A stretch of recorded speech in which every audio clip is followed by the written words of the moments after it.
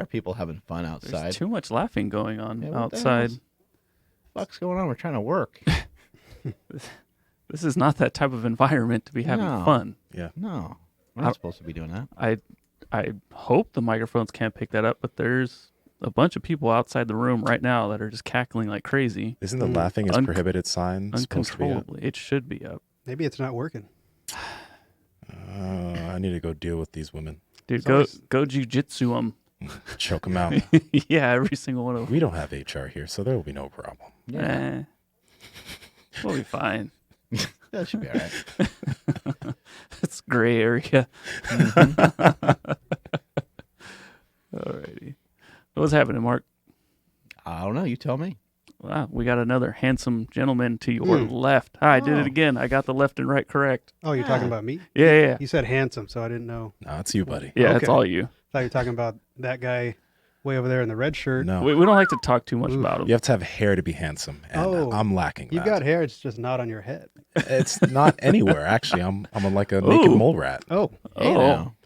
interesting. I think I said too much. Change subject. Yeah, Back I to your thought- hair. Yeah, I thought we're supposed to stop fapping. How are we supposed to stop after getting that information? yeah. Anyway, yeah, we're joined today here by, and you've been to the gym before. I have been to the gym. Right. Last year, I think May of last year, Yeah. I was here, used the gym. I was on the podcast with Lane and Holly, his partner. Yep. And once again, just an amazing gym. I feel like I gained 20% strength just being here. Oh, hell so yeah. It's the trend in the air. I was Yeah. gonna say, yeah. Oh, is that what it is? It's in the air. That Gatorade You're actually inhaling it. has in the chalk a lot of bowl. shit in it. It's in So the chalk bowl, too. I can't claim natty anymore. No, absolutely not. It's good to have you. Good to have you back here, Andres. And I'm excited to kind of dive into some of this stuff. And when we had Lane on last time, we didn't get to talk about it too much because we were just kind of skimming over like more general stuff. Sure. But I'd like to dive into this. In high school, you used to be a lot bigger, right? So Yeah, tell us a yeah. little bit about that. Okay, so just kind of growing up, I was always kind of a bigger kid. I was athletic, I guess, in the sense that I played basketball with my buddies and I rode my bikes around. I got to say that fat picture is better than any fat picture that I have. I would say I really wish I had like a high res photo, but that was like 2006. Makes it even better. Maybe 2007. So cameras weren't as good.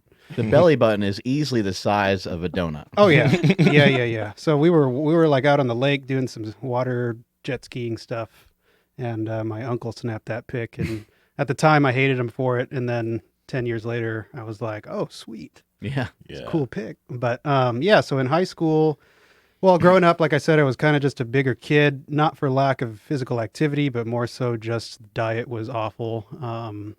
I was really picky, and I won most of those battles between me and my parents. What do you mean by that? You were picky. Picky with what? Picky in the sense that I did not like vegetables. I did not like quote unquote healthy foods. I liked fast food. I liked, high fat, high carb meals. Was big on hamburgers. That was like my favorite food growing up. Pizza, chicken wings, things like that.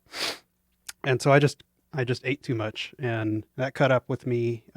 By the time I was in high school, was not in good enough shape to like make the basketball team. So I stopped playing basketball, started playing more video games, ballooned up, I think, in that pick. And maybe for a while after that, I was a little bit north of 300 pounds.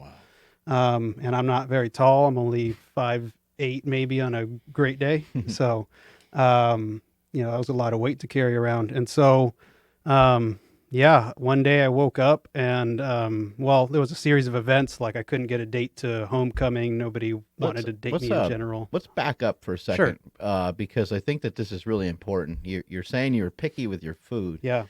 And there's people that are listening to this right now that still haven't turned the corner on food yet. Yeah. And there's people that are going to listen to this podcast that they haven't turned the corner yet. And what I mean by that is you get to a certain point with food where what you take in makes you feel so good that it's not worth taking in bad stuff. You get to a point where you're like, yeah, that's appetizing, but the entire thought process behind what that food will do to me is no longer desirable. Now, Nsima and I, or Andrew's been on a good path lately, we may still want to have ice cream, and we may still have it. And may still have pizza and some of these things. But the cost of having that versus the cost of continuing on our plan makes it less appetizing. Mm-hmm. So we still want it. It still tastes really good. It's still something that we're after. But I think what happens with a lot of people is they're flipped the opposite way. They're in such a bad way. They're so used to these foods that are highly palatable, going to like In-N-Out Burger and having the fries and the shake and everything else. When you eat foods like that, it's not appetizing to just eat some steak, or it's not appetizing to have just a egg omelet, or it's not appetizing to have whatever your version of health is. It's not appetizing to eat any of these things. Vegetables certainly have virtually no taste. Mm-hmm.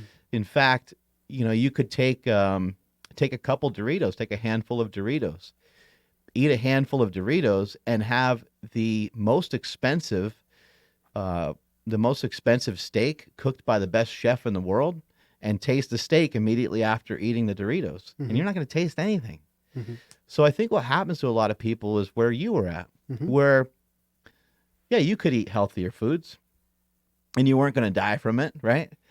But you don't want it because it's not appetizing. It doesn't sound good. And a lot of people have their leftovers in their fridge and they're like, it's probably going bad. It's not appetizing to me right now because I just stopped at McDonald's and got a Big Mac. And I think this happens to a lot of people. How were you able to figure out a way to sort of break that cycle? Yeah. Those are all really good points. I think if I could just say one thing on that, I think that there's like a bit of like, obviously mouth pleasure is a big thing for people. And Can I get a hey now? and I think that like with training, well, the first time you go in and train, it doesn't feel good, and it doesn't feel as good as when you're just sitting on the couch watching TV or whatever it is that you like to do. And then over time, you acquire a taste for it, and then it becomes pleasurable. It's almost the same way I feel like with food. Like the first time you try vegetables or something that is out of the norm, it doesn't taste good, it doesn't feel good. And then you kind of get past this like barrier of entry, and then eventually you start acquiring a taste for those foods, and you get used to it, and then you start to actually crave those foods, and you notice how it makes you feel in the long run. And then I think that people need to realize that it's going to kind of suck at first. I think a lot of people just want like an easy thing that there's no work involved, and it's like, oh, I just flipped a switch and everything was better. But I don't really think it's that way. How did I do it? I think like what I was going to get into was that a lot of things happened where I kind of realized that what I was doing wasn't going to lead to where I wanted to be. I wasn't getting any attention from the ladies, for one. For two, diabetes and things like that run in my family. And kind of I just had the realization one day that if I keep doing things the way I'm doing them now, I'm going to be really unhealthy. I'm not going to have like a very happy life for what I want, what I am going to find to be maybe pleasurable in life or happy in life. And I wish I could say that, like I had these amazing tips to give out as to how I did it. But honestly, I woke up one day and I told myself, you're changing your habits today, starting today, and you're just going to do it. Not to say that I hadn't tried to do that before. I had, many times, but for some reason my convictions were just so strong that day that it just started this cascade. And as I built momentum, it got easier. Were there days that I was, really craving foods, and maybe were there days that I slipped up and did have foods that were quote unquote bad for you. Yeah. But, I think it was just more of a, let me build some healthy habits. Let me build some momentum with this stuff. And then I saw the results, and then, they just became easier and easier as I saw those results and saw how I felt, compared to the way I felt before. With building, with building discipline, I always say that like things have to start out at least a little bit easy. So this conversion over into you saying, I want to have new habits. It starts with a discipline, and over a period of time, it gets ingrained into the system and becomes a habit. And it's like more concrete. And a habit is certainly something that gets to be it gets to be hard to disrupt, just like the habit of eating bad, the habit of eating good. Um, how were you able just to get started? Like, because I think some people that come from where you came from, they're thinking, man, like, I don't want to eat tuna. I don't want to eat chicken breast. Gotcha. Did you find foods that you still enjoyed? Did you find foods that you still liked? Yep. Yeah. So it wasn't like I went from eating nothing but fast food to eating like a bodybuilding diet. My diet still wasn't maybe the best, but what I think I like to tell people is that I was so far on one end of the spectrum as far as nutrition goes that even the smallest change was going to make a difference. So, and that's what I tell people if they're like maybe where I was, is that just find like a couple of things you can change that are not so hard for you to change and that you can tolerate. So for me, I still liked chewy bars at the time. I would eat chewy bars. I thought those were like really healthy because I The saw, chocolate chip, right? yeah, well, you know what it was is I kind of looked around. I looked at my friends and what they ate, and I thought, okay, these kids who are playing soccer and on the basketball team, they eat chewy bars. I should eat chewy bars. So I ate chewy bars. I basically said, you know what? You can live without fast food so much. So why don't you just cut out most of the fast food? You can still eat some of those home cooked meals that your mom makes and whatnot, but why don't we just cut out some fast food? And the big thing I also did, I used to drink nothing but soda. Water didn't touch my lips, or any other drink basically. And so first I switched to like Powerade, I think, and then slowly replaced some of that with water, little by little. So instead of having 8 cups of Powerade, I had 4 cups of Powerade and then 4 cups of water. And so, obviously you can see that all these little changes just meant that calories were a lot lower. And so I started to lose some weight. And then, once that got normal, I was able to then go to tier number 2 and make a few more changes and get those to be normal. And then just kind of kept going from there. Yeah, how hard was it, growing up in a Latin home? If you don't finish your plate, you're kind of in trouble, right? Or you're being rude. So Yeah. how did the family receive this? So my dad was born and raised in Mexico, and then he came to the United States back in the 70s. And then my mom was born and raised in the United States. So, um, you know, since my mom was the one making the food, it wasn't quite as much maybe as somebody whose both parents come from Mexico or Latin America, where that is the norm. Like you got to finish all your food. What we put on the plate is like what you got to eat, kind of thing. I think that she was really my mom was really concerned about me and my health. My brother, who is older than me, or was older than me. I'm sorry. He was also quite obese, and he was having health problems, and he was really struggling to lose weight. And so she saw how it affected him, and she was really scared for me because I was heading down the same sort of path. And so when I brought up that I wanted to do all these changes, my mom was actually really on board, and she really did everything she could to help me as far as making me separate meals for dinner if that's what I needed, or and my dad, in his own way, was also very supportive of that, because I think at the end of the day, they were just, they could see that maybe it's not so important to have those customs if it's going to affect health. So, but totally, when I would go to like the family outings and I was the one not eating the rice and beans and the high fat meals, there was a bit of like, oh, are you okay? Like, you need to eat, you're getting so skinny, things like that. Trying to put the weight back on me, and I'm like, nah, I'm good. Yeah. I'm fine. It's pretty interesting because you can make a better choice almost no matter where you go to eat. Yeah. So I think a lot of times people think Mexican food automatically unhealthy. And like you go to a restaurant, you might cook things in oils and things like that. You don't have a lot of control over that. But what you do have control over is, if you get a burrito, the burrito maybe doesn't have to have sour cream, guacamole, and cheese on it. Like maybe you can just pick one of those things. Maybe you can like double up on the chicken, and maybe you end up with a meal that's now maybe not the most optimal thing still for your particular diet or whatever, but a much wiser choice than getting all the extra calories in from all the other stuff, right? Mm-hmm. Yeah, for sure. I think I still make those decisions today. If I go to Chipotle, for instance, I'm not going to get cheese and guac and sour cream and double steak. And, I'm going to pick, maybe one of those. Obviously, the meat's going to be there, but maybe I'll pick Yeah, they the cheese. say pick your poison. In this case, pick a poison. Right. Just Yeah. pick one.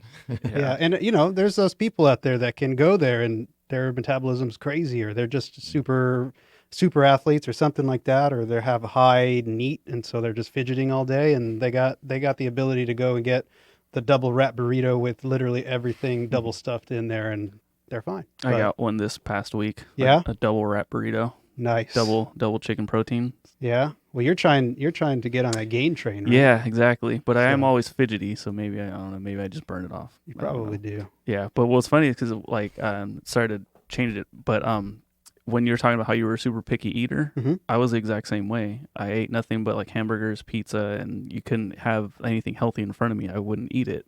But I just ate much less. So I don't know if that had something to do with me being super skinny, Mhm. but that was the case for me too. Like I could not eat anything healthy. My parents would get so frustrated with me. It was just like Cheerios and like McDonald's. That's like all I grew up on. Yeah. I think I kind of personally feel that the calling comes from like your stomach. Like once you get accustomed to these things, what are your thoughts on it?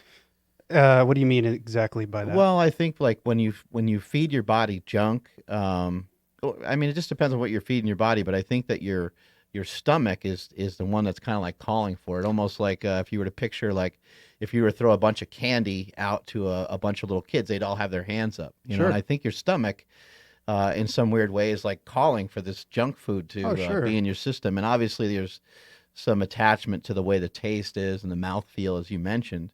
And it's like, hey, do you want some chopped up chicken breast, or do you want to have macaroni and cheese? And yeah. you're like mac and cheese, and you're literally not hungry for the chicken breast. You'd rather go to bed without any food. Yeah, I think you're onto something there. Maybe in the sense, like if you want to go really scientific or deep, well, maybe not that scientific or deep, but like your gut microbiota, You're right. right? And they get accustomed to the foods that you eat, and that changes, and it can change pretty quickly. But if all you're eating is mac and cheese and double cheeseburgers, they're wanting that. That's what they're kind of calling for, kind of like you said. Right. Yeah, I definitely think that's a Yeah, I thing. think that you're also just your taste buds. You get so familiar with these foods. You get so familiar with these types of foods that it's not appetizing to try anything else. And I think what you said about fast food is really smart. And let's just make sure people are understanding what we're talking about. Like there's fast food is people argue so much about what's good and what's bad. Let's just say that fast food, it's pretty bad. Like there's not a lot of good things about fast food, no matter what diet you're on, in my opinion. Mhm. However, what you're saying is like by just cutting out fast food, it's not that you were doing anything magical to the diet, but you were reducing calories. Yeah, yeah. You can get into an argument about all the other things like additives and stuff like that, but from a pure, maybe health and weight loss standpoint, calories make a big difference. If you're over fat, you're probably not going to be as healthy as if you were, just a normal body weight for the most part. So, yeah, I think, even if it's not cutting fast food out completely, but let's say all you do is eat all three or four of your meals fast food a day. What if you just start with one not being fast food? Like make one at home meal, and chances are it's going to be lower in calories or lower in additives and all that kind of stuff than what you get from a fast food restaurant. I think it's really cool how you're mentioning how you didn't just go cold turkey off of everything. Yeah. You made really small changes that you were able to maintain over time, because maybe if you did go cold turkey and start eating super clean, you wouldn't be able to maintain that. And now I'm more curious about your nutrition evolution over time. Sure. So you went from drinking all sodas to Powerade to water. How did that continue to progress? Did you pick up, I know you practice flexible dieting. When did you start picking that up later on? Did you find out about that sooner, or did you find out about that later after you lost a bunch of weight? So what happened is after I lost the weight, we had a family friend who was trying to be a professional wrestler at the time. And him and his brother kind of took me under their wing and kind of taught me some old school bodybuilding bro diet ways and training ways as well. So from that evolution, I guess, or I kind of evolved into eating like a bro diet, like chicken breast and broccoli and white rice sometimes, or brown rice depending on the time of the day or whatever the case may be. Um, and of course, at the time, I just thought that, oh man, this is the way. This is a perfect diet. And over time, as I started studying nutrition and kinesiology in school, and as I started getting more into it, I found a guy named Lane Norton. It's a really not known guy, but I found him, and he started talking about flexible dieting, how you can kind of eat what you want. It's just about portions and about macros and all that kind of stuff. And at the time, I thought he was crazy. I was like, this guy is out of his mind.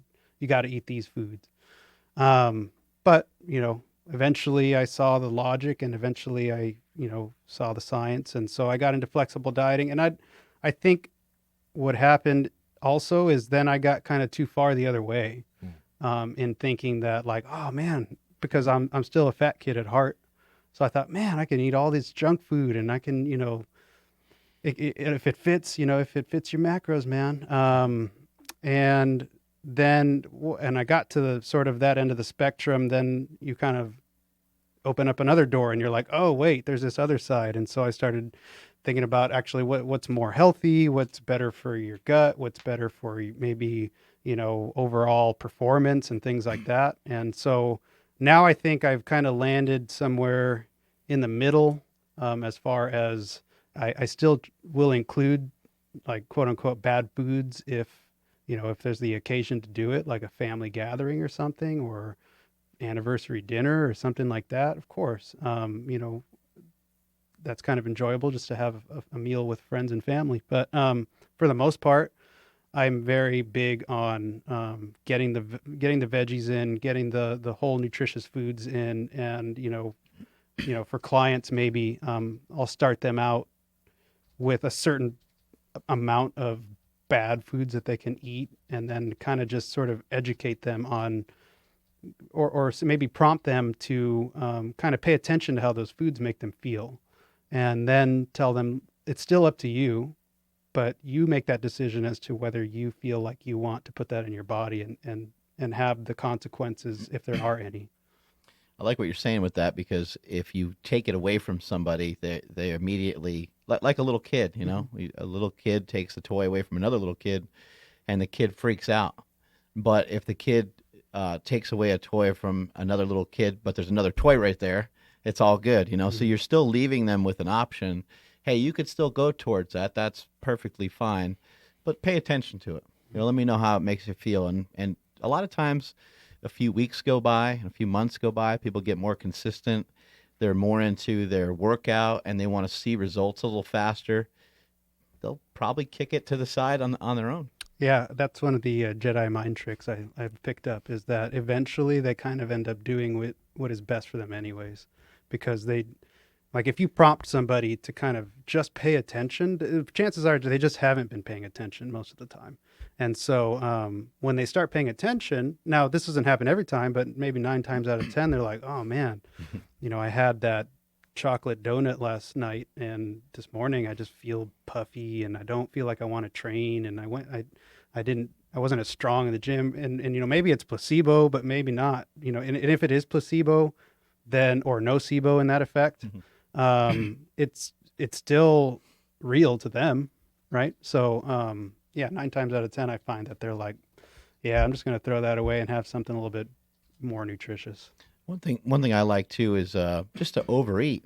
So you said you made this small change towards healthier foods, and we know that, like, if you just gorge yourself on food, like, your weight loss probably won't happen, right?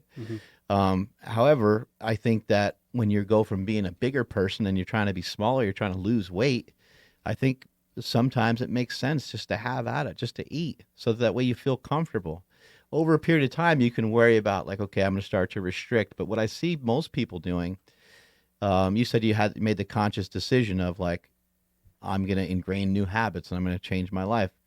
And I see a lot of people, they have that conversation with themselves, but they're like, okay, Monday, I'm doing cardio. I'm getting to the gym at 5 in the morning and I'm not going to eat any carbs. And they throw so many things at themselves at one time. And I really like that you're saying like, you just baby stepped it along, just Yeah. one step at a time. You know, you mentioned that you went too far the other way Mhm. as far as your flexible dieting was concerned, right? So, what do you think people that pick up flexible dieting are getting wrong? Because even I did that back in the day. You know what I mean? I was like, I can make this fit. I can make this full pint of Ben and Jerry's fit. Let's do it, right? Mhm. But I then realized it didn't make me feel good. Mhm. I was, my shits were gurgly and it was not good. So, what do you think people are getting wrong about when they pick up flexible dieting? Because it's definitely marketed like, you know, a diet where you can eat anything as long as it fits. Well, I think that for a lot of people, that amount of freedom is, or like that amount of power almost, it's like it gets to their head almost. And it's kind of like if you buy a brand new sports car and then you think like, I could just tear it up. I'm going to, get on the highway and just go as fast as I can. And then they pick up a bunch of speeding tickets and then they're like, oh, maybe it's not the Whoops. best idea to do that. Maybe I need to pick my spots of when I'm going to let loose on this. Maybe I'll take it to the track instead, from time to time. So I think maybe, and I guess there are some people out there who still can go hog wild all the time with their diet, and maybe they don't feel it now, and maybe they'll feel it one day, or maybe they just won't ever feel it. But I think what they're getting maybe wrong is just that, you know, it's almost like they've ignored principles for tactics. So the tactic of flexible dieting or counting your macros doesn't trump the principles of nutrition. And I see that a lot actually, even with training or anything, is people get hung up on like a particular tactic or a particular trend, and they kind of ignore like, okay, but that does that make sense from like a physiological standpoint or a scientific basis? Does it really make sense as being good for the long term? So I guess that's what I would say as the answer to your question. Yeah, I think, one thing that eating a bunch of ice cream or something like that might do is it might take away the fact that you could have otherwise had something more nutritious. Mhm. So in my opinion, it ends up being kind of like a double negative rather than just being negative on its own, rather than it just being maybe a food that you maybe shouldn't have eaten. It's also the fact that you could have eaten something more optimal to get you more towards your goal. The important thing to keep in mind, though, is that you need to have some sort of balance so that you can continue onward. So the flexible dieters and versus the keto people, a lot of keto people will say, oh, and this is kind of traditional keto, every 3 days or once a week, depending on the protocol, you go very, very low carb.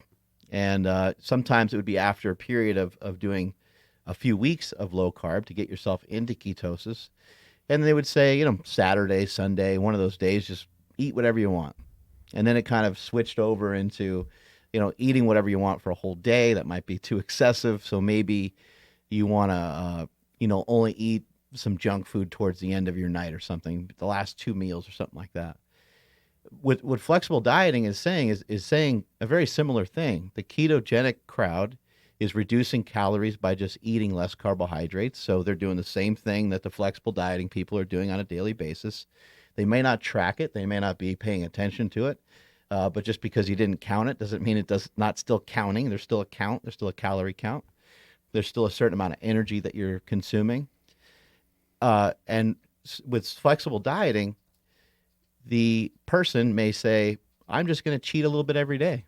I'm going to end the night with a couple cookies or some Chewies, or during my workout today, I'm going to have some Skittles, or when I go see that movie, I'm going to eat the popcorn and maybe get something else, but I'm going to track it, and I'm still going to make sure, because cheating on flexible dieting, the only way to really truly cheat on it would be to overconsume your calorie amount. Mhm.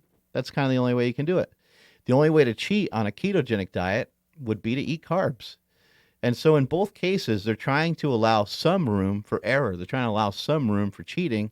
It's just that the cheating on flexible dieting is spread out throughout the week, and it's probably most likely going to be uh, maybe less of what the keto person does who diets the whole week. But it's Yeah. the same thing in a lot Yeah, of ways. it definitely is. And I think, like you just mentioned, keto versus flexible dieting. Like, I mean, even say keto versus like paleo versus whole 30 or versus vegan versus carnivore. I think that at the end of the day, they all share very common, like, base principles in that, like, we got to get enough calories in to sustain life. We got to get certain nutrients in to sustain life. And there's obviously an energy balance going on here. So if you're trying to increase body weight, we're going to consume more, and if you're trying to decrease body weight, we're going to consume less than what you burn. And then what's layered on top of it that makes it keto or that makes it a particular diet is just sort of like a strategy that blankets it, that allows for some people to do it easier versus other people. So, for maybe somebody who's keto, they don't like high carbohydrate foods. They like higher fat foods, or they like, whatever the case may be there. It's easier for them to do keto. And so they've just sort of self-selected for the thing that's easier for them to sustain. Same thing with paleo, I guess. The same thing with flexible dieting. For some people, it's easier for them to just be able to think of it like you said, where I can have like one little treat a day, as opposed to maybe waiting weeks before I have a treat, And I think it just comes down to individual nature, individual preferences with that stuff. I think your lifestyle, your environment would play into it too. Like, what kind of job do you have? Sure. Because like the job that you have, it may be wise for you to do some intermittent fasting. But maybe you have a manual labor job where fasting doesn't feel great, and you're like, you know what, man, at lunchtime I could really use some food. That would be great to get some fuel so I can continue working after. Or maybe you have the opposite opinion. Maybe you're like, I'm too tired after I have lunch, so I'm just not going to eat. But I think the environment matters a lot too. And one thing with flexible dieting, which is normally the case, but I suppose you could set it up whatever way you'd like, is it's usually a little bit lower fat because you're trying to attack the overall amount of calories. Mm-hmm. And one of the ways that we end up with a lot of calories is through fat. And another way that we end up with a lot of calories is combination of fat and carbohydrates together. They just taste really good, so you end up eating too much. For myself personally, it's always been easier to eat more fat. So it's always made a lower carb diet easy. I don't have any problem with carbs. I like carbs. I still eat them. I'm not on a ketogenic style diet. I'm on kind of a low or moderate carb diet. I think the most amount of carbs I might get in a day might be 100 or 150, and I feel really good this way. But the reason why I eat this way is because it's super easy for me to do. I'm able to. I feel like I'm in some of the best shape of my life. Not as lean as I was on the bodybuilding stage, but this is effortless compared to what I poured into that bodybuilding show, which included a lot of cardio, and it also included a higher carb amount and lower fat. So for me, this has always been easier. What have you found to be kind of easy for you? So it's changed, and so I think it's probably changed for you too, right? I mean, you have done keto, you have done carnivore, now you're doing maybe like a low to moderate, and maybe in the past when you were like a lot heavier, I'm sure. Like, I don't really know, but what was your diet like then? Was it high carb? Oh, I ate everything. Yeah. So it's you've sort of adapted your nutrition to like what works for you and what your Right. needs are. Same thing for me. For a long time, I was like on a lot higher carbs because it's what I enjoyed eating, and it was maybe easier for me to kind of do that. Nowadays, you know, I'm somewhere. Well, right now I've been sort of trying to drop some fat, so I'm kind of in a calorie deficit. So my carbs are lower as a result. I had to get ready for the show. I had to because actually I was pushing 200 pounds again, and I was not comfortable. So I thought, oh shoot, I'm going to be going on this road trip, and I'm going to be. Well, actually, I have a client in Seattle. That's where I'm going after this. But I was like, I can't go to this bodybuilding show looking like this. So I dropped some lbs, but For me, I'd say I'm more like on the moderate carb side. I try to keep my fats at a good level because I think that for me personally, I feel better with my fats on a little bit higher. From out of hormonally, things look a little better, joints feel a little bit better, and training feels easier a little bit when I'm a little bit higher in fat. But I'm not an anti-fat guy. I'm not an anti-carb guy. I'm not an anti-keto guy.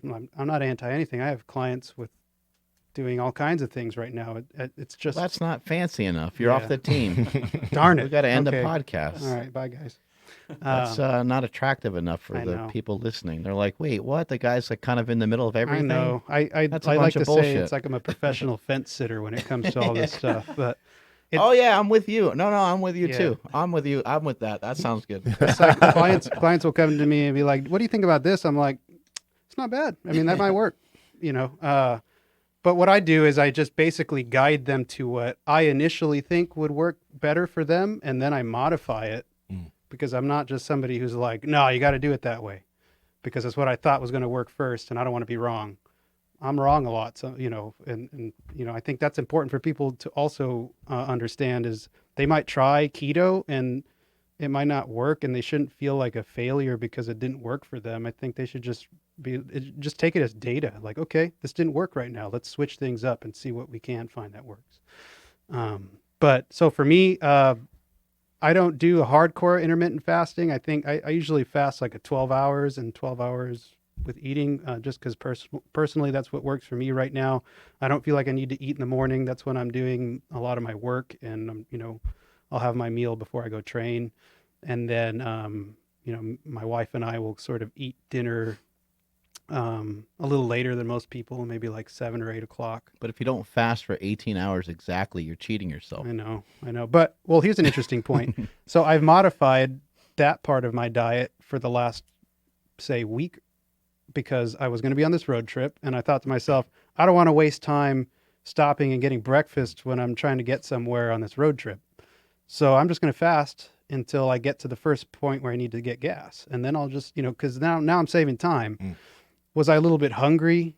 Did I feel my stomach kind of, hurting a little bit? Yeah, but I mean, I think that's another thing is people aren't comfortable with that feeling. They don't know what it's like to actually have an empty stomach, and so yeah, I've been fasting maybe like 16 hours, and I feel fine. And I just trained this morning, fasted, and I didn't have any performance decrements this time. Maybe next time I will, but a lot of things work. It's just it's literally just finding the one that works for you. And it doesn't have to be one way or the other, depending on what somebody else says. Do you still track super often, or do you track like every few days? Well, since right now I'm sort of in a deficit, I've been a lot more consistent with tracking pretty good. But I mean, still, Do you like, use an app or something like that? yeah, I use an app. And sometimes I get the opportunity to weigh things. I'm on a road trip right now, so I can't. So I'm just kind of using what I think portion sizes are. And so far so good. Still continue to lose a little bit of weight on this road trip. But I also kind of built it in a way where I'm comfortable with my weight loss, maybe even stalling while I'm on this trip because I can't control a lot of things. You said something that's awesome. I really like that you said that as a coach, you mess up a lot. Yeah. A lot of people won't face that. A lot of people won't admit that. And I've taught people how to deadlift and squat and bench, and I'll give them a suggestion, and sometimes the suggestion forces them to lift a little bit less weight because maybe they're reckless or whatever. But sometimes I say something that's just not working, and I watch them lift, and I'm like, oh shit, that didn't work. Yeah. And as a coach, that's really important that you recognize that and say, okay, well, we got to, audible back out of this and maybe let's try to align some of the things that the person can do and some of the, maybe even the things the person believes in. Because if somebody doesn't believe that a low carb diet's going to work for them, maybe that's too much resistance right off the bat. And maybe they say, I can't go without eating carbs. And you're like, no, this is the way, and you try to force them to do it. You want people to do it. And you want people to not only be able to do it, you want them to be able to have success with it. The only way we're going to have success is if you can do it for a period of time. The only way we're going to be able to do it for a period of time is if it's at least somewhat easy. Yeah. I think for me, I'm a big data guy. I guess I I'm big A on nerd. yeah, I'm kind of a nerd. Right. I went and got a master's degree and started a PhD and all that stuff because I like the science and all that. But uh, it's sometimes all I really need is just data back from them as to how they're feeling on the diet or feeling on a training program. And you're right. There's times where a lot of times I'll come to people with a couple of choices and it's up to them which one they want to make. Where I'll say, "Here's what I think might be most optimal." But I understand if you feel like that's not what if you can't do that right now, if you can't make that leap. So here's a smaller jump that we can make. So ultimately, it's up to you. I want you to decide which one you feel most comfortable with, and we'll go with that. And and one thing I tell my clients up front is, listen, you're a new client. I don't know you 100% yet. I don't have a lot of data on what works for you, even though I do my best to ask them for, training programs that they've been doing and what, everything that they've been doing leading up to wanting to hire me. But I still tell them, listen, I'm going to get some things wrong. We're going to change things over time. And I want you to just understand that it's going to be sort of a process at first.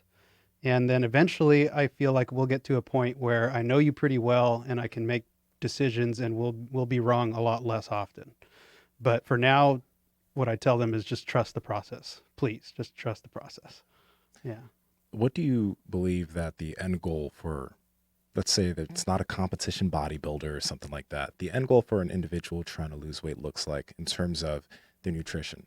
Because I've found and I've seen that a lot of people that, they track every day and they're good at tracking their macros. Some people, to a certain extent, tracking every day makes them anxious. Yeah.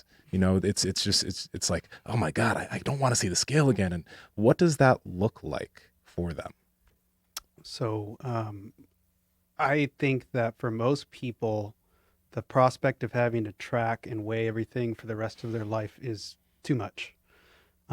So my goal most of the time is if I have to start them out, and most of them do to start out tracking, and they may not start out weighing, I'll at least give them a guide on how to estimate portion sizes and track that. And then it still works out to be almost the same because let's say they're sort of underestimating their portion sizes and they start, let's say their goal is to lose weight.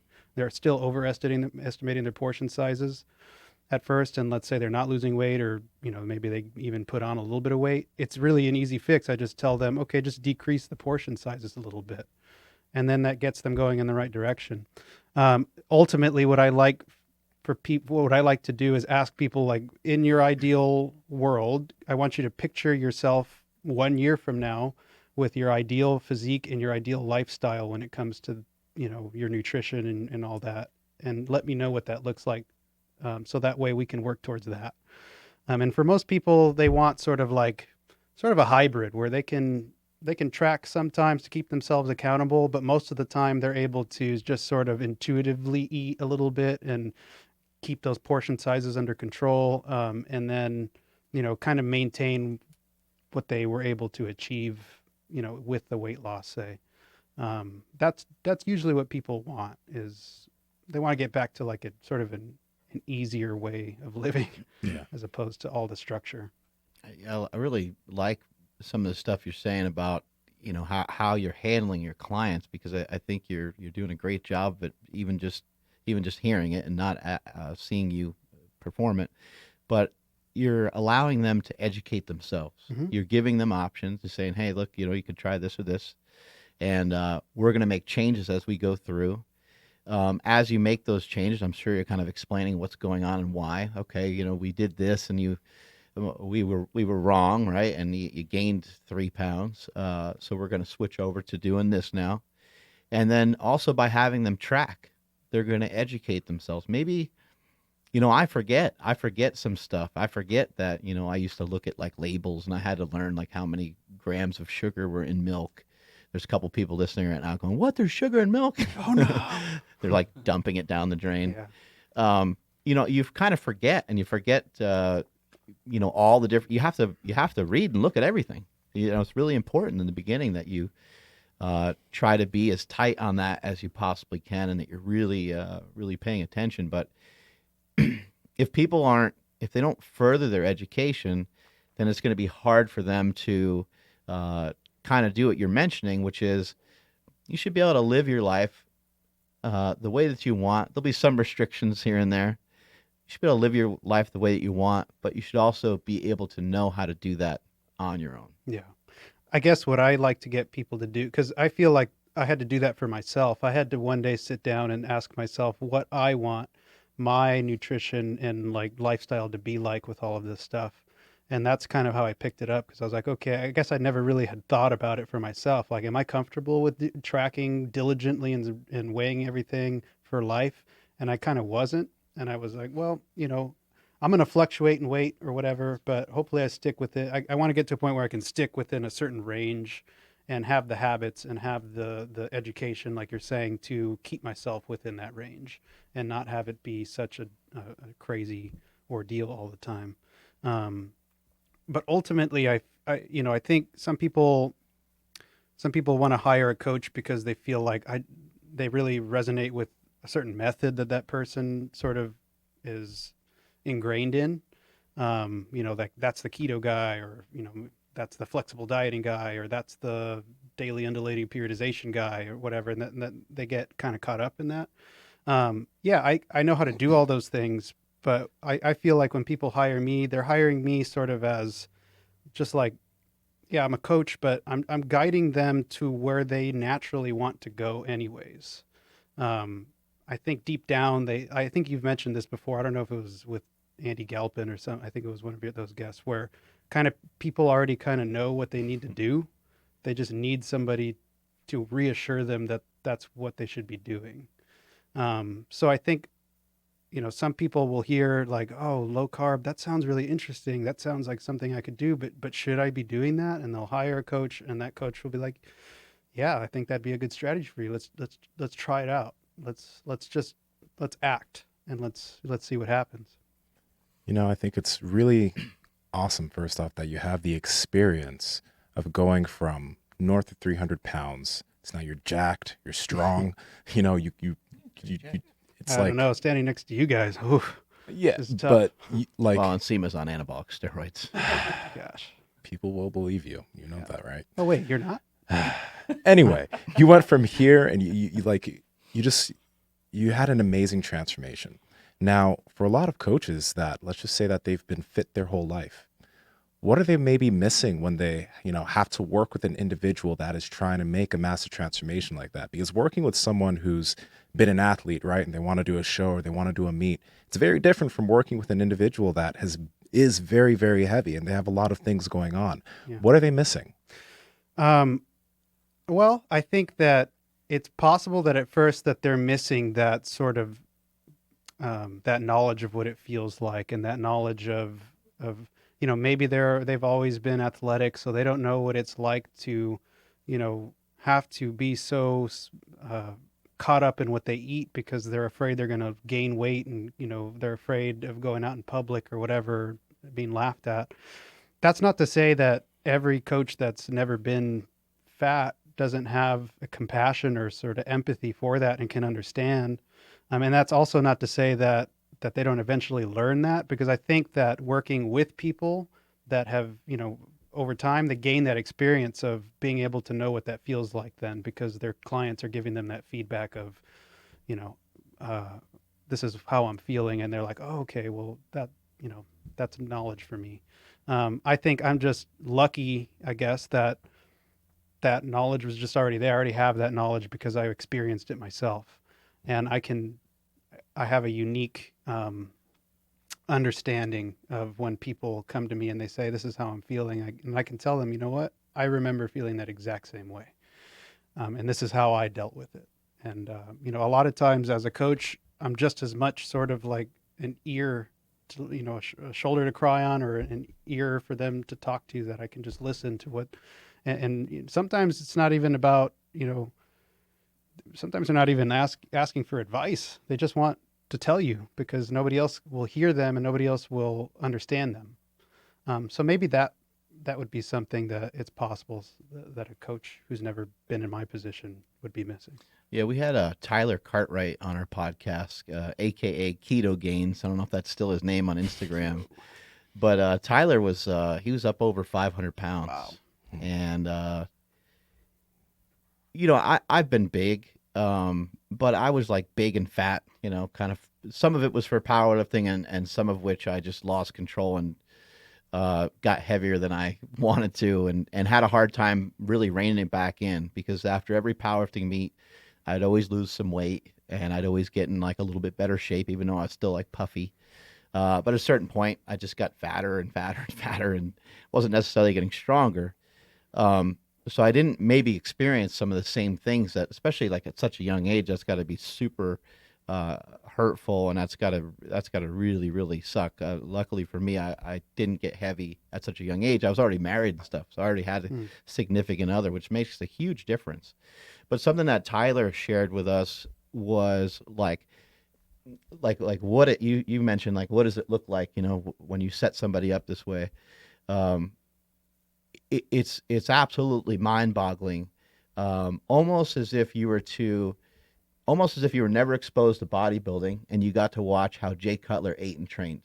You would be like, oh my God, like, what is this all about? This is absolutely insane. Well, the flip side is true of people that end up getting that heavy. You had no idea how severe, I'll just say addiction for lack of a better word, how severe the addiction is, and the emotion of being drawn to those foods is. It's easy to sit here and play like armchair quarterback and be like, oh my God, these people are so fat and lazy. I can't believe it. What are they doing to themselves? Why are they doing this? There's so much information out there nowadays. But these people, they have slid into some bad habits. We all slide into bad habits, and they're continually going downhill. Maybe some of them, maybe they recognized it at some point.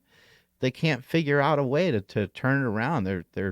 They love this food too much, and it's too much of a habit. What Tyler shared with us was like how much of like a setup it was for him to eat this way, and for him to even say it now sounded crazy, because you're like, wow, like you went through a lot of trouble to eat like that, but he didn't want to go through that trouble. He was just addicted to the food.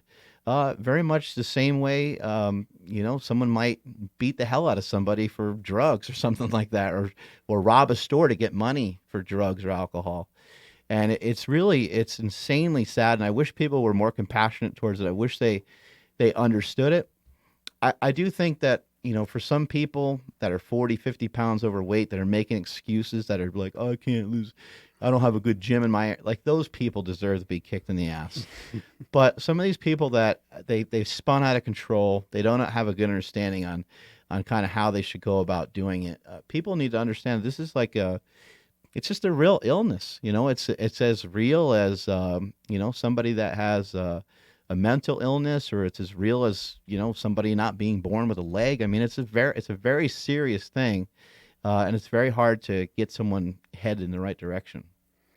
Yeah, I think what I want to say is that it's not like I don't still struggle at times to make good decisions all the time. I mean, it's still it's a discipline. Like I have to tell myself to make the right decisions when it comes to my It's not nutrition still. necessarily easy. Right. It's not. And it's gotten easier, of course. It's gotten easier to make that decision.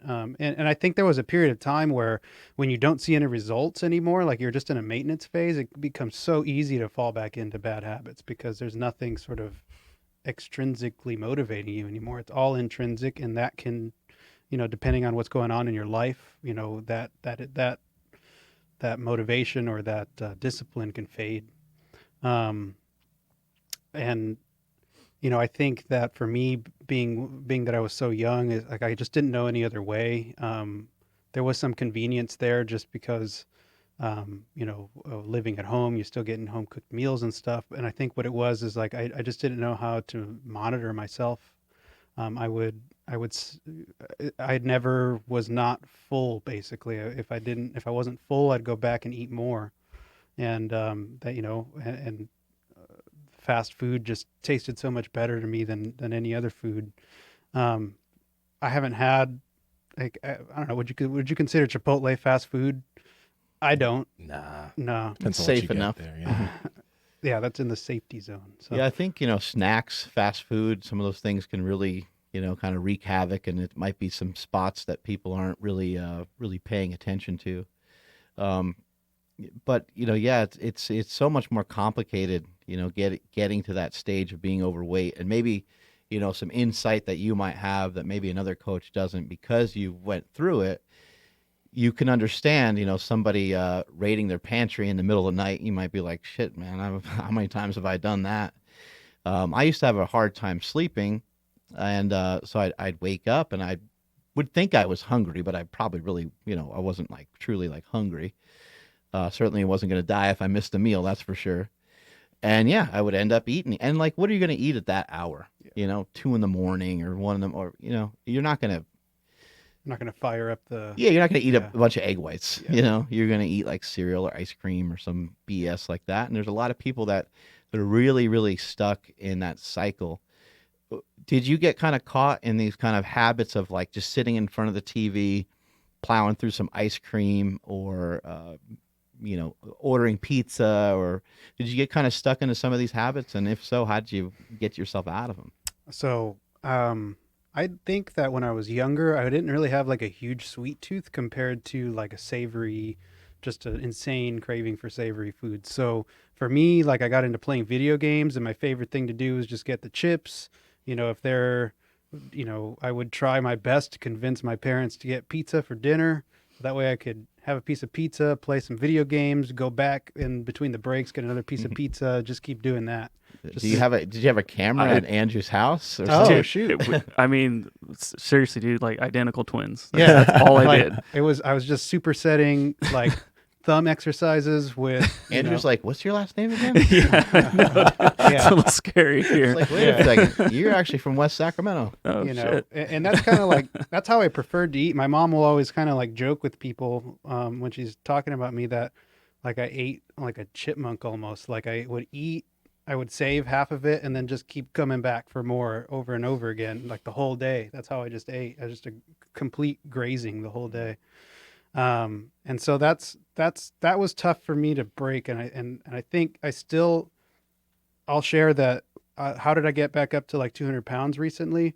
Because I was allowing myself to have little mindless snacks and little mindless handfuls of things and thinking that I was tracking it, but I wasn't. I was basically, underestimating everything that I was putting in my mouth. And, and so one day I just said, you know what? You're snacking too much. Stop doing that. You're going to stop. And for the first 5 days, my stomach was screaming at me to have a snack. And I told myself, you're not going to do it. You're not going. And if you eat something, it's going to be tracked and it's going to be a full meal. And when you're cooking your food, one other thing I would do is as I was cooking, I was like snacking on something because I was hungry. And you're smelling the food and it's getting to you. And so I thought all along that I was like eating like 2,400 calories. And come to find out, I said, you know what? You're going on 2,000 calories. You're not going to snack. You're going to track everything. And come to find out, I think I was eating like well north of 3,000 calories because I lost a ton of weight really quickly. And I had to kind of actually increase my calories a little bit because I was losing weight too fast. So yeah, that was the hardest one, is the snacking for me. And like I just shared, it's still tough for me. It's still something I battle. It's great that you have the tools, though. Now I have the tools. Yeah, you have the tools. So anytime, I feel that way now. Like if I gain weight, I can go and revert back to, like you said, gathering data. I can go back to what I feel has worked best for me, or depending on where I'm at or what I want to do, what's the most comfortable or what's going to get me the results the fastest. I can kind of weigh out all those options and say, you know what, I'm gonna do this for a few weeks, and I can just pick. I don't stay on any one diet, and all through doing, all the way from 330 down to like 260, I would change things up here and there. I wasn't always on a real strict keto diet. It was pretty much a low carb diet the entire time, but I took breaks. I took weeks off. I took not weeks off of like just not having a plan at all, because that would be too reckless and it would set me back too far. I still had restrictions, but I'm like, let me kind of switch over to doing this for a little bit. It's just going to be a little easier. This shit's getting too hard, and what's the rush? I'm not in any sort of rush, So Yeah, that's a good one you just said is what's the rush is, and that's something that I was hard on myself on in the beginning. Is that I thought that everything was like a race. Like I gotta get this strong by this point, or I gotta lose this much weight by this point. And as soon as I lifted that restriction on things, it got so much easier for me because I was able to then listen to my body and truly listen, like not just, that annoying voice in your head that wants comfort, but truly listen to the signals of, yeah, I'm seeing some serious performance decrements here. Maybe it's time for like a maintenance week. Let me just bring my calories back up to maintenance, or maybe even a slight surplus for a week, and let me see if that levels out things. And then if it did, okay, now we can go back to it if we want the deficit or whatever I was doing. And if it didn't, okay, let's go another week and let's see if that helps. And because I feel like when you put these like time restrictions on it, then you start making bad decisions because you're putting this pressure on yourself, and it's kind of like a basketball player can hit 100 shots in a row when they're practicing, but then you put this restriction on them. They've got 5 seconds to go, and now they got to rush the shot, and they miss. And I feel like that's kind of what happens sometimes when people are making their decisions. You mentioned that your motivation initially when you were dropping weight, like you were seeing new body parts, you were getting stronger. Now that you've reached a good body composition and you're in shape by all means, what is it that motivates you to train? I just love it. I love training now. I still give myself like little motivations, like let me try this new exercise and get good at this and get stronger at this. For a while it was powerlifting because I was decent at it, and I could, I was like, I want to get really strong and compete. And at the time there wasn't so many monsters out there when I was competing, so I had a thought that I could go to nationals and do well, and that's really not the case anymore for me. But yeah, what the hell's happened with powerlifting? oh my gosh, We need weaker people in this sport. that's why I got into coaching, because I thought, well, I could live up my dreams through other people, because I can't do it. But I love to learn, so I feel like being in the gym and like physical movement is just another way for me to learn like what my body can do. Learn what's possible in terms of human movement, learn like little interesting, like if I change the way the angle of this exercise, how does that affect, how do I get more sore from that? Do I get more gains from that? Does my shoulder start to hurt from that? So that way I can like pass that on too to clients.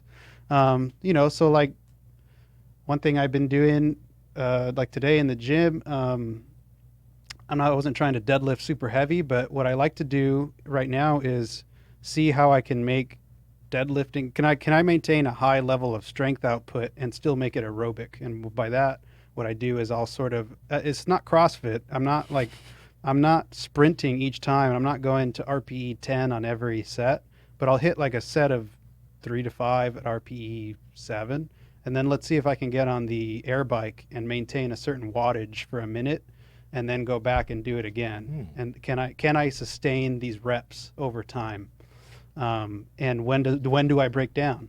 And I feel like I almost get like a hybrid thing because I'm getting some cardiovascular work in there, but I don't think it's really affecting my strength too much because I'm not like doing 10 minutes of cardio. I'm just doing a minute, and the pace is kind of up there, but it's enough for me to I'm big on recovery, so I got to recover between sets. And so I just think that's like a little challenge I can put on myself instead of just sitting there between sets and catching my breath. What's something else I can do? How can I push the envelope a little bit? So that, like, let me ask you this: the evolution of your exercise over time, right? When you first started, I don't know how you lost all the weight. What did that progression look like until you found lifting and then powerlifting and then what you're doing now?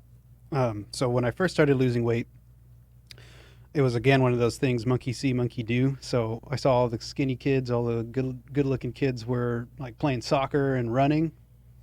I couldn't run yet because I was way out of shape, but I got on the elliptical and I just went for an hour, and I'd go for an hour every day. And then eventually I graduated to running on the treadmill, and that worked for a really long time. It got me down. I went from 300 to 100 and a little bit less than 180 in like less than 6 months or something like that. Yeah. Um, and then I looked at myself in the mirror and I was like, well, you're skinny, but like you look kind of weird because there's no muscle definition, and like you're kind of like my bone structure is a little bit. I got like my dad's shoulders, but I got my mom's height, so I I feel like I was like, this kind of looks weird. Your shoulders are like sticking out weird. I was being really critical of myself, but again, my family friend who was trying to be a pro wrestler, I saw him and he looked like a Greek god, and I was like, man, that's what I want to look like. So I was like, how do you get like that, man? And he showed me bodybuilding. So then I stopped doing cardio altogether and just started lifting weights. And gained some muscle quickly, as everybody does at first, and then that leveled off. And then I was like, okay, what's another challenge? Once that was over, powerlifting. I want to get strong. I don't want to just look like I can lift weights. I want to lift weights. So that's what I did from there. Then I wasn't too good with biomechanics at the time, so I hurt my back, like a lot of people have in their life, and so I couldn't really do the powerlifting the way I wanted anymore. And so now I've gotten to a point where I'm sort of back in the middle, like the pendulum swings one way or the other, and then it comes back to the middle. I like seeing what my body can do. Like I said, I like to explore different avenues. I know, like you're into jujitsu. One thing I've told a lot of people is I'd like to get into something like that because I feel like I'm at a place with lifting where I'm pretty decent at it. It doesn't feel like I'm not a beginner anymore. I'm not the best in the world either, but I want to be like a beginner at something again, something physical. Like I want to be humbled because I feel like I can pick up an exercise, and I mean, maybe I don't do it perfectly, but I have some body awareness and I can pretty well replicate what I see. But with something like that, or any other physical thing, like I want to be able to feel like, man, I don't know what I'm doing, um, and yeah, I feel like that would be cool. It's super important to take breaks and to try different things. You know, you're having an evolution in your training, an evolution with your diet. I noticed for myself as I was losing weight, I was like, the goal is to lose weight. And like, I knew I was sacrificing other things to lose weight, just as I knew I was sacrificing things to gain as much strength as possible. So I was always pretty comfortable with the fact that, okay, well, this is just for a period of time.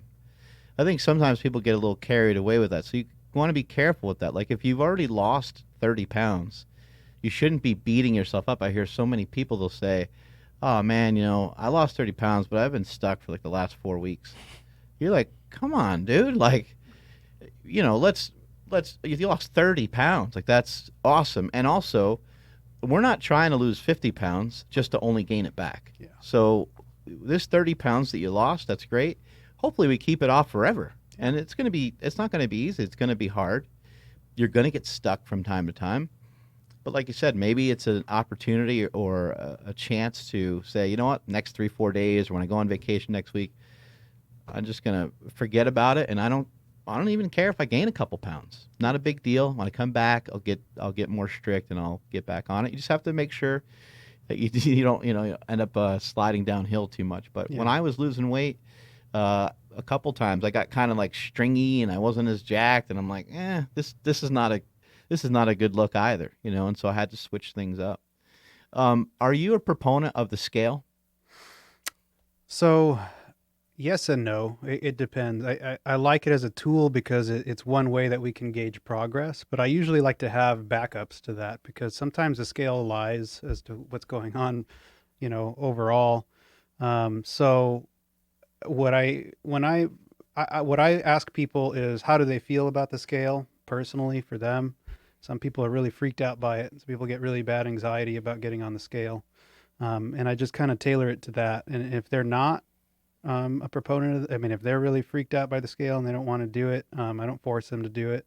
I say, okay, what we'll do instead is why don't we take some measurements of your waist and your chest and all that kind of stuff, and that'll be a good way for us to see. Another one is, okay, how your clothes fitting, Mm. are they getting looser? Are they getting tighter? Are they staying the same? Um, and, if they have the ability to go do like an in body, like there's a lot of places now where you can, like supplement shops even, that have an in body that you can use for free. Obviously, they want you to buy their supplements, but maybe you can get by just buying like a protein bar each time. Um, that's a good way where it's technically it's also taking your weight, but then it's taking body fat percentages and stuff. So you're seeing a little bit more information. Um, so yes and no.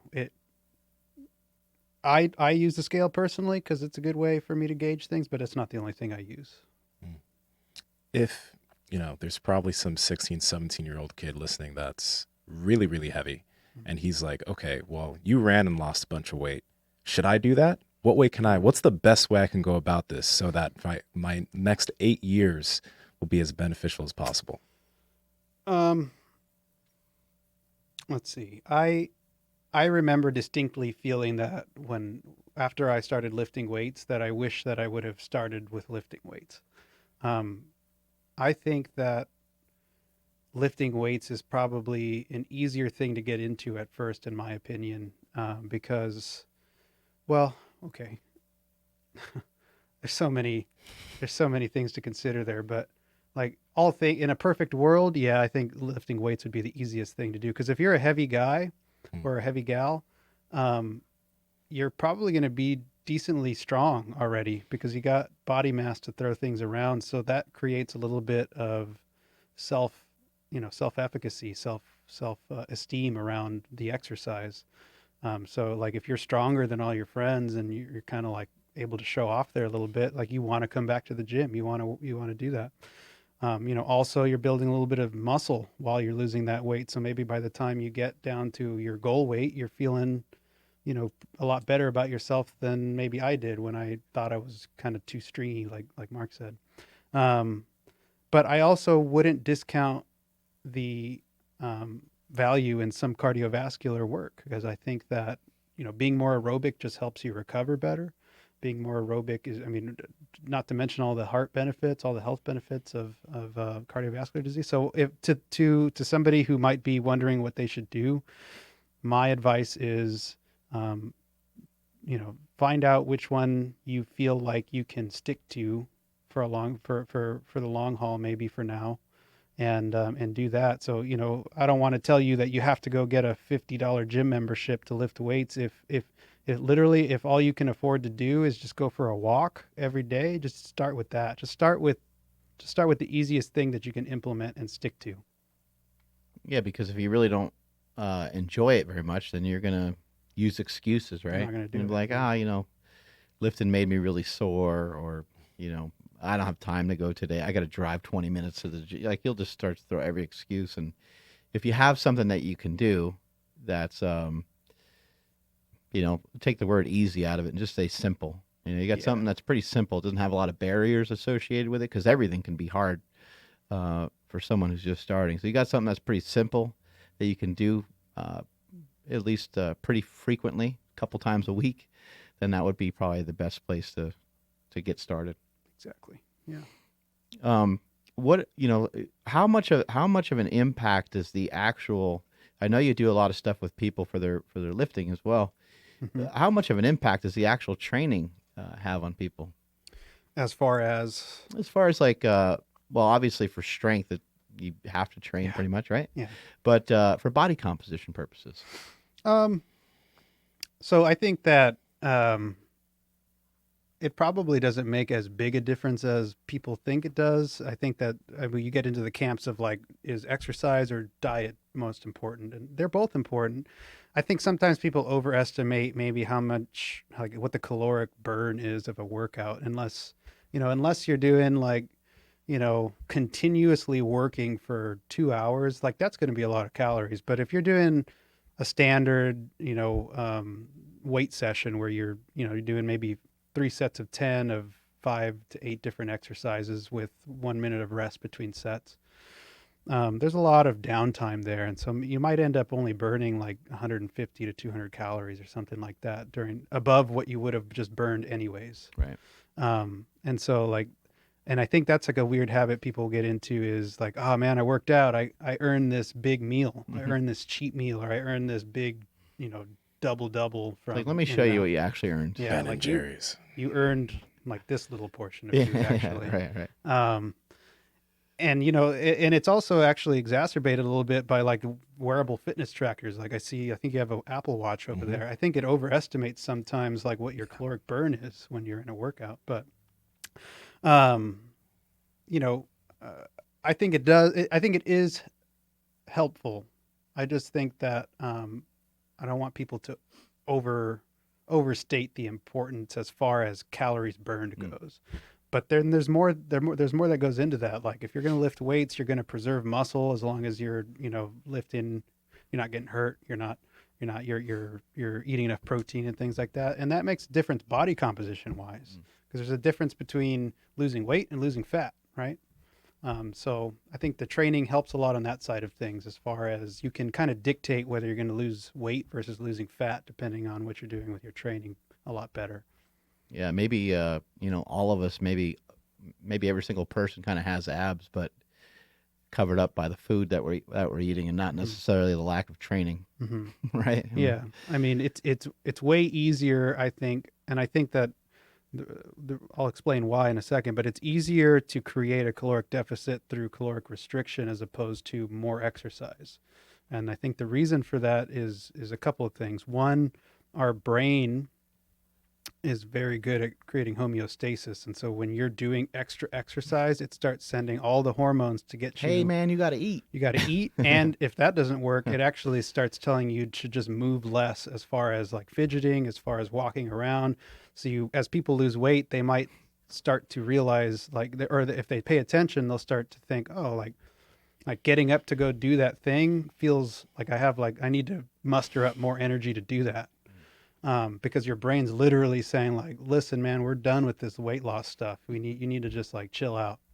And so that's one reason. Number two is like if you're killing yourself in the gym every day, eventually something's going to break. Like you're going to get injured, or you're going to be so sore, you're just not going to be able to muster up enough, uh, you know, dedication to go back or something like that. So I think it's those two things. And so I think you got to be careful with like how much you rely on exercise for the weight loss. With everything you're saying, I can it's obvious that all the intricate aspects of like training and nutrition, Yeah. but your mental approach to coaching and dealing with people is really high level. What are some things that helped you learn? Was it like working with Lane? Was it teachers around you? Was it certain books? Probably this podcast, I'd imagine. Yeah, man. Just listening to this podcast. I think what I've always, I'm not an amazing athlete. I'm not like, I don't think physically that I was like blessed with the best genes there, but I think I was blessed with an ability to learn. I guess I feel like my strength has always been in learning and paying attention and being able to apply things. And so essentially, I feel like everything that you do, everything that you read, whether it's fitness related or not, can be a lesson that you can funnel into coaching. If you're reading a finance book, there's just principles in the finance book that can be applied to coaching. If you're reading even a fiction book where there's obviously like morals and things to this book, that can be applied to coaching sometimes. And so, it was reading, I guess. I think it helped me a lot that I went through sort of a formal education, just from not, I don't think that you have to have a formal education to do this stuff, or I just think that it helps you.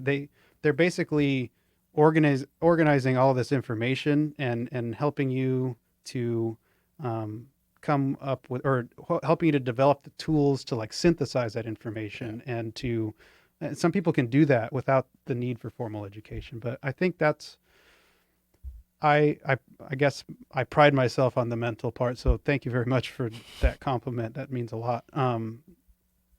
That's literally what I try to do, is I just try to learn, and I try to figure out how I can use that tool.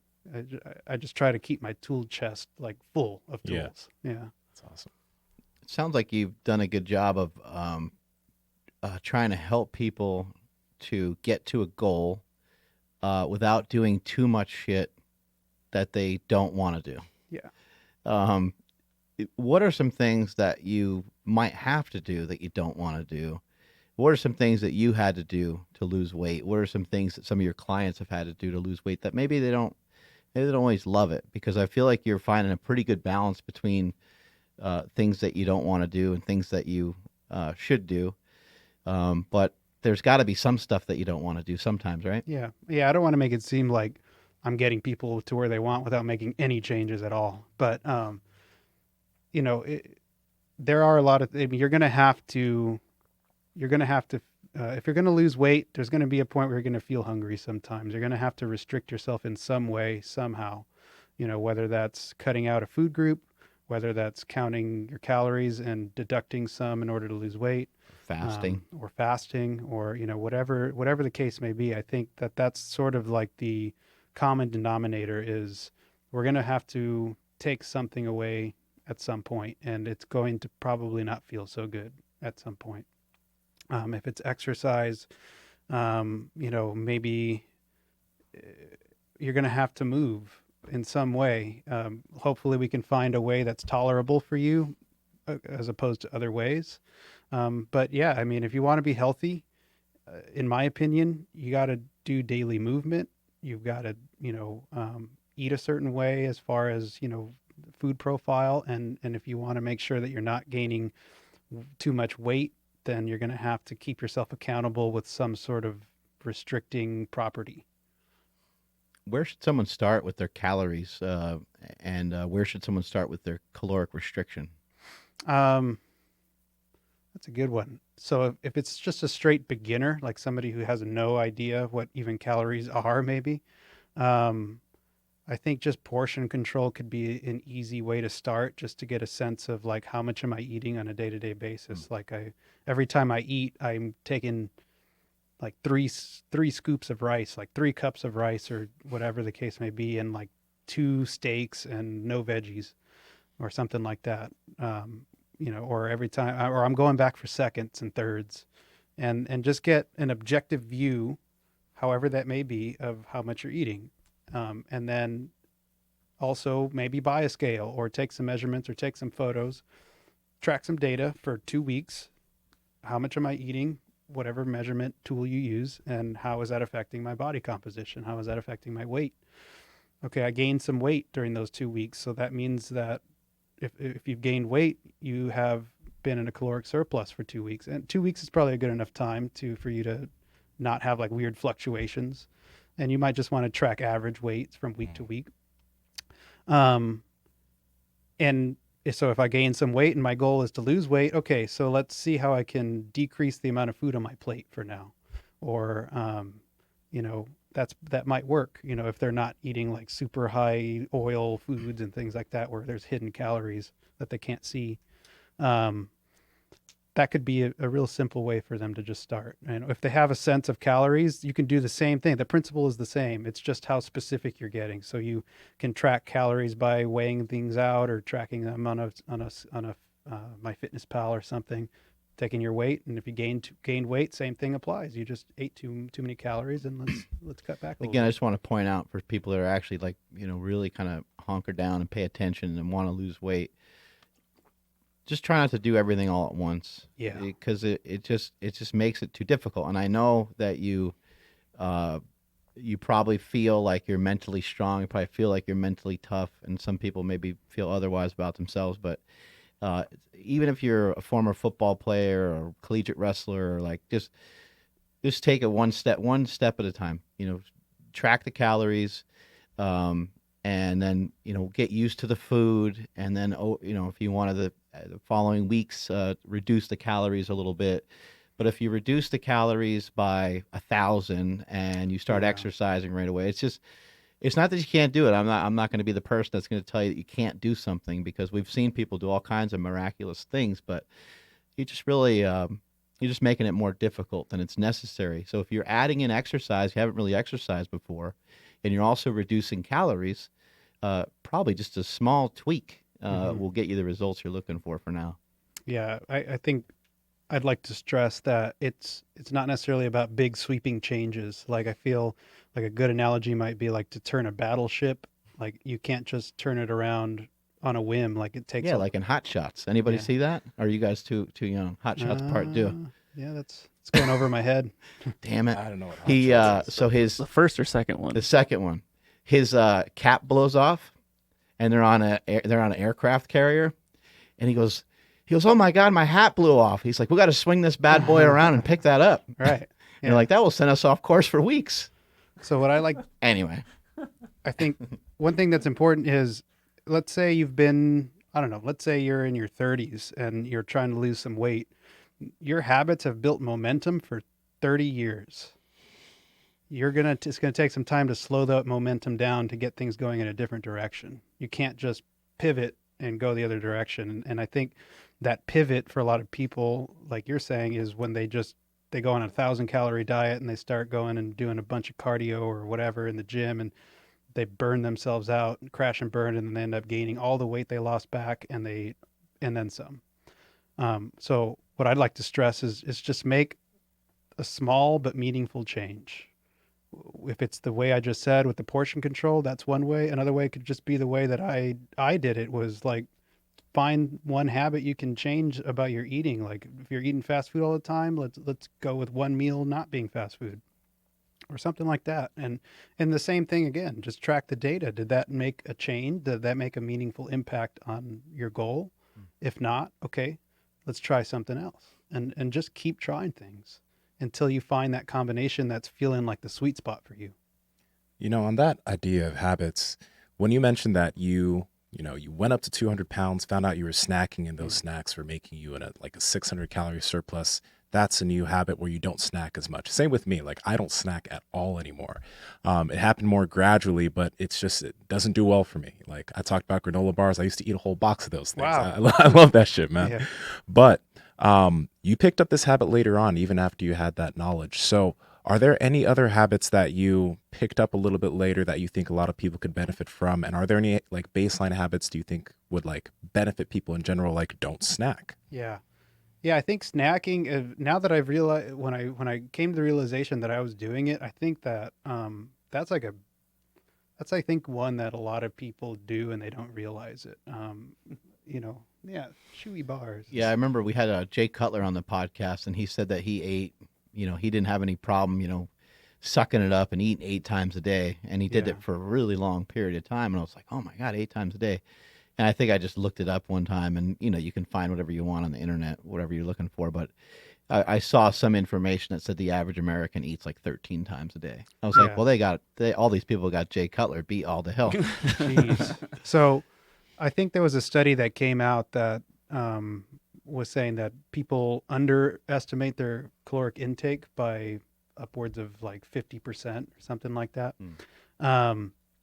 That might be a lot of snacking, right? Because they think like, oh, I just had like a little bite of that, or like, for me, what it was is I would like eat a lot of my wife's food that she didn't finish, or I would just have a bite of hers or something like that, or she'd be having a snack, and bless her, she's the kind of person that can eat anything and whenever she wants, and she's still the same size ever since she was 16 years old or whatever. But so I got overconfident in my ability to keep myself accountable and have those snacks and track them accurately, and I thought, nah, I'm a coach, I do this for a living.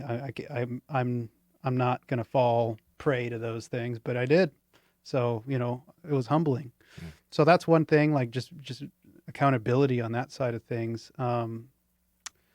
Another habit that people can have, one thing that I force myself to do is, get a certain base amount of movement in my day, whether it's just by going, like taking my dogs on a walk, whether it's forcing myself to not, being that I can work from home.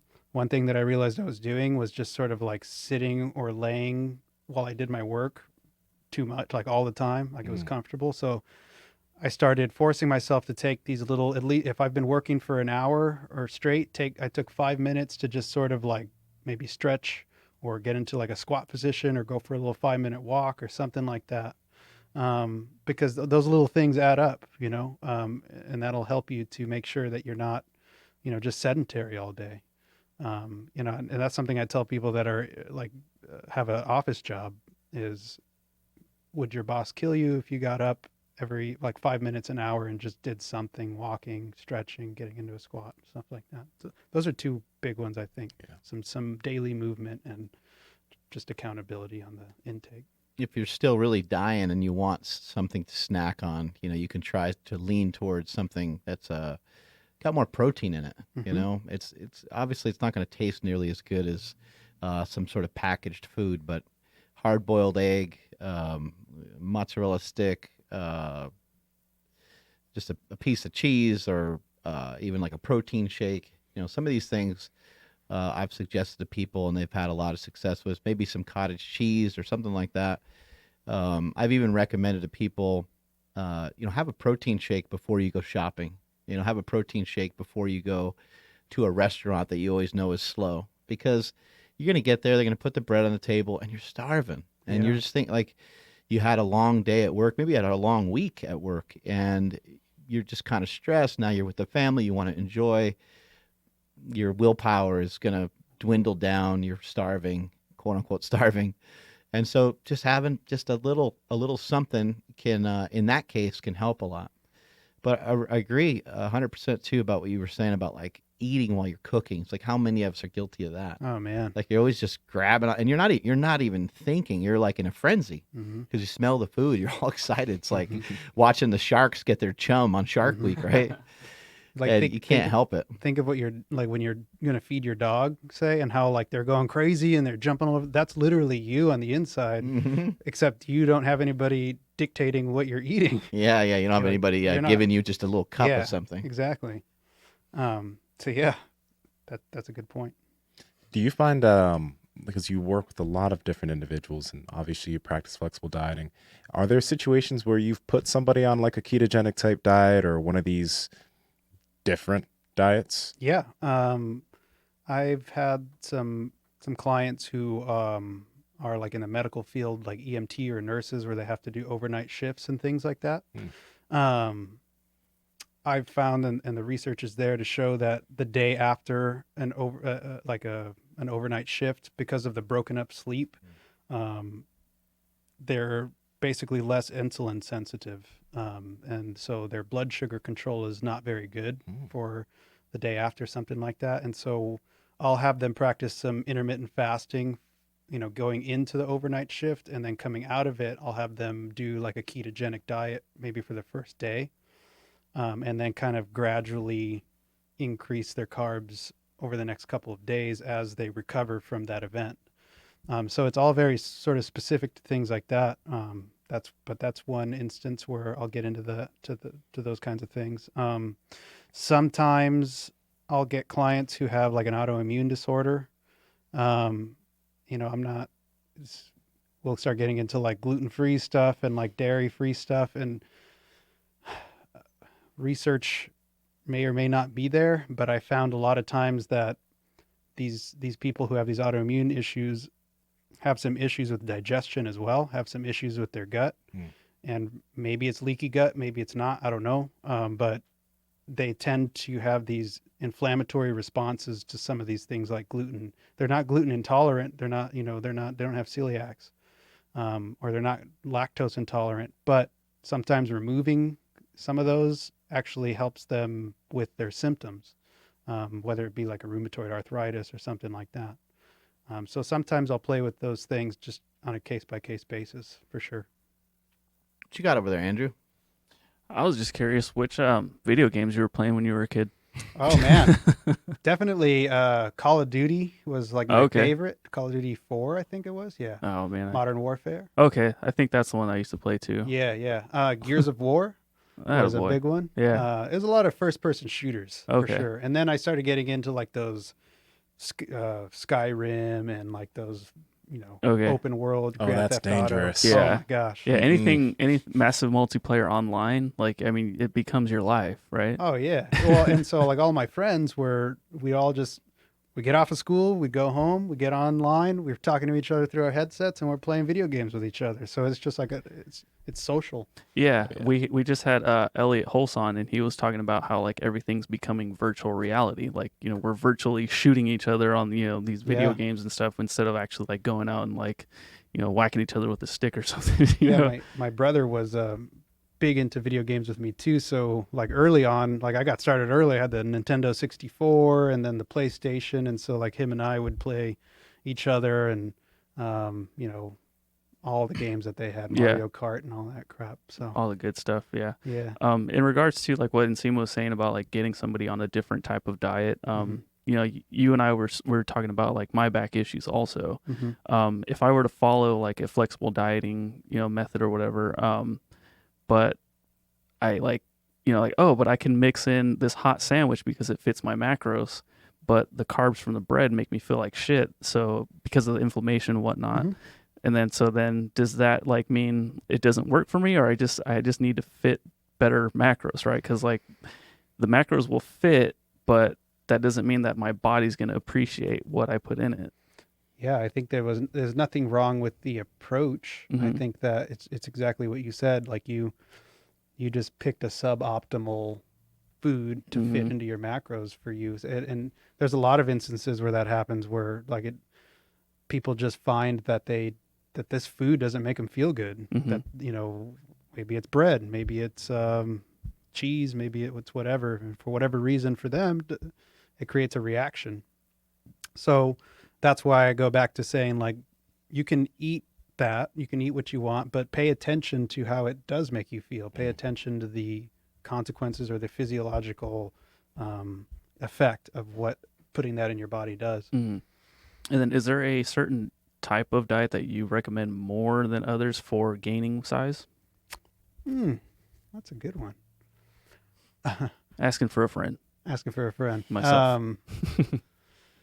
I don't think there's a particular diet. I think a lot of times when people have trouble gaining weight, it's like they get full too fast, or they just like physically can't put enough food in. So, and to that's where I might limit things that are going to make them too full. So like we have to have the protein, probably, obviously, for the muscle, but I might limit the amount of like bulk veggies that they eat. Like they're not going to be eating like big salads and things like that, because that's just going to make it harder for them to get the calories in.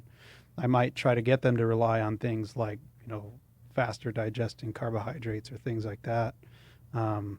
Getting a shake that has a lot of carbs and fats and stuff in it, because it's just easier to digest maybe for them, and just not hard to make either. Yeah. Have you seen anything, whether it be like in person or maybe even just like a study, where like if I were to have like a certain amount of protein, my body can handle it a certain way, but if like Nsima has the same amount of protein, he can utilize it way better than my body can. Have you seen anything like that? So like an individual's ability to utilize the break down the protein and utilize it? Yeah, exactly. I don't know if I've seen a study on it, but I think that you could probably infer the science as far as like an individual's ability to digest protein. And some people maybe don't release as much and as many enzymes. There's the same concentration of enzymes as another person, and then therefore there's a lot of undigested food that ends up just passing through, and you're not actually using it. So there might be something to, you know, maybe in Nsima, you know, one thing I see a lot of people do is they eat super fast, like they're just scarfing it down. That makes it really hard for your body to digest later on. Like we have teeth for a reason to chew things into small bits so that we don't impact our you're gut supposed so to bad. chew it almost into a liquid. Yeah. So I tell people, you know, 25 bites per, a lot. or 25 That's a chews lot of per bites. bite. And it's hard at first. It's hard. Yeah. But then it just becomes second nature after a while. So that's something I'll tell somebody who maybe, like, I know that you've kind of struggled with some stomach issues, right? Yeah. And I don't know if this is a cure, but things like that, just, you know, paying attention to how well you are chewing that food and getting it ground up. Maybe some digestive enzymes. I don't know if you've tried that, but I definitely need to. yeah, yeah, some digestive enzymes could help. Yeah. Cool. I think what you mentioned, you know, back to, you know, whether like bread or something like that might be inflammatory. towards your joints or your back or these things. I think it a lot of times. Obviously, it comes down to the person on how severe. Maybe they have an allergy to that food, or maybe they're they got something that's not agreeing with them. But I think it comes down to like dosage. Like if you had one sandwich once a week, Hmm. maybe it won't impact you that much. But like, what does it look like when you eat that sandwich? Like you might go get like a meatball sub that's just freaking gigantic, and you're probably in a calorie surplus as well. So maybe it's kind of a combination of like, well, you kind of pigged out. So like your digestive system, your whole body's like, hey, like that wasn't cool, man. I didn't like the way that you just bombed me with all that food.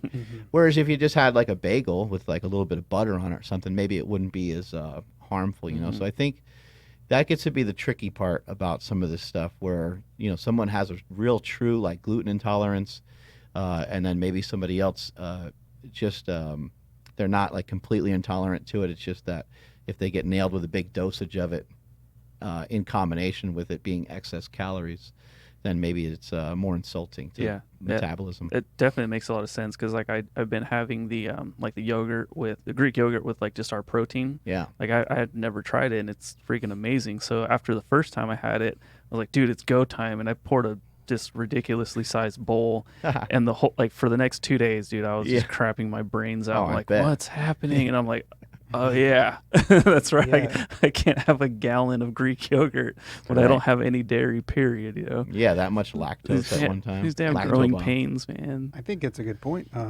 You see a lot of like elimination diets these days. Oh, Like yeah. a carnivore diet is kind of like an elimination diet, Mhm. and then some people do it for health reasons, maybe. And then usually what an elimination diet does is it removes it for a while, removes a certain food for a while, and then adds it back in. And then you kind of gauge whether you have a reaction to it now that you've not been exposed to it for a while. But for a lot of people, they just have a reaction to it anyways because they just haven't eaten it Yeah. for a while. And a lot of times when they, like, let's say it's a food they really enjoy, like bread or something like that, well, they're not just gonna have like a little cube of bread. They're gonna have like a loaf of bread because they haven't had it in 6 weeks or something. Time to go in. They're Yeah. going in hard. Yeah. Right? So what I'll tell people is if I do something like I mentioned earlier where I kind of eliminate maybe gluten or something just to see what it does, I'll tell them when we add it back in, you're likely not going to feel your greatest for the first day or two. But I want to see how you feel like after several days or a week. Are you continuing to feel bad or are you not, or you've kind of back to feeling okay again? And then we'll decide from there whether it's worth still keeping out of their diet or not. Yeah. With the thought of like an elimination diet, since you are Lane's coach, what do we got to do to get him on a carnivore diet? Well, I'm his coach for training, not nutrition. No, you got to be like, oh, how did that workout feel? If you feel Yeah. sore or something, like, dude, I think it's extra added carbs. You got to take those out. I'll say that I have learned a lot working with Lane. He's good to work with, but I've also learned him very well, and I've learned that that's a battleship that is going very fast and has a lot of momentum on the nutrition side of things, and there's really nothing I'm going to be able to do to get him to turn that one around. So I just let him do what he's going to do. His strength has come back. It He's has. looking strong. It has. He was patient and he did all the work he needed to do on the rehab side of things, and I'm not going to take credit for that because I wasn't the one that It's Stuart McGill, right? Stu Did a lot of work. McGill helped him out. Brian Carroll. And then at a certain point, they handed him back to me to kind of keep that momentum going. But he just competed not too long ago. He made all his lifts, right? He made all 9 for 9. He didn't hit PRs. Can't beat but that. He was in the 600s for squat and deadlift again, and actually was on the high 3s for his bench. So Right. he's right there knocking on the door again. And he's like under 200 pounds or something, right? Or was he 220 or something? How much did he I weigh? believe he was like just under 230 or something. Yeah. It's great. 105 class. Yeah, those He's are coming those are back. those are great numbers. Is he normally in a lighter weight class? Normally, he's been competing in the 93 kilo Right, class, right. so 205. And him and I made the decision that maybe being a little bit higher in body fat, having a little bit more weight on him would help him Yeah. as far as just resiliency to injury. Maybe he Right. was too lean. And so far so good. No back pain. Strength is coming back. Even so far, it's been tricky because I've tried to not rely so much on the competition lifts with him in training, because I think that might have been part of the problem with You just get attached to the numbers. We just talked to Rich Froning about that. You get yeah. attached to like what you're supposed to do in competition, and you just blow yourself out all the time. Yeah, I think he got to a point where so when people start working out, they can touch high intensity and it's not as problematic for like their body and their nervous system. But at a certain point, you get to this, like I think in Nsima, you said the other day that you hit a PR on your sumo deadlift, right? Like 700 something pounds. It was 725, but it was like Easy. 8. It was easy. It's never Yeah. been that easy. But what I like that you said is that you woke up that day, everything just felt good, and you decided to go for it. Hmm. See, sometimes people will see what's on the program, and they just bullhead their way through it, even though they don't feel good. And as you get more experienced, as you get to like a 700-pound deadlift, you got to be a lot more cognizant of how you pick your spots, and you can't you can't just go in the gym and hit 700 every day, because that's going to break you. And some people kind of lose that. I think they Going by how you feel is not a great idea when you've been doing something for too long, yeah. because you're always going to lie to yourself. Yeah, that, and I think that just, how am I trying to say it? I think that when you go to the well, so to speak, when you're experienced, it's like really grinding yourself down, as opposed to when you're a beginner, you can't really go to the well the same way. Like your body has sort of a limiter on you. It makes Yeah. sense. It's not as much of a stretch. Exactly. Whereas if you're older and you've been doing it a long time, you kind of know full well, hey, you know what? This is like, this Yeah. is going to test you. When you're newer, you're excited. You're like, this is a great challenge, and I'm going to give this a try. And you're pretty positive about it. You haven't been snapped in half enough times yet. Yeah. I think another one is like people start lifting when they're maybe in their late teens or maybe early teens or early 20s, and like how stressful. I mean, okay, finals is stressful when you're in college, but is it as stressful as having children and, running a business and or whatever the case may be? No. So people kind of lose sight of the fact that as they get older and more experienced, they also have more stress in life and more things to deal with, and you can't just like go crazy in the gym I've every said day. it before. I haven't laughed in 4 years.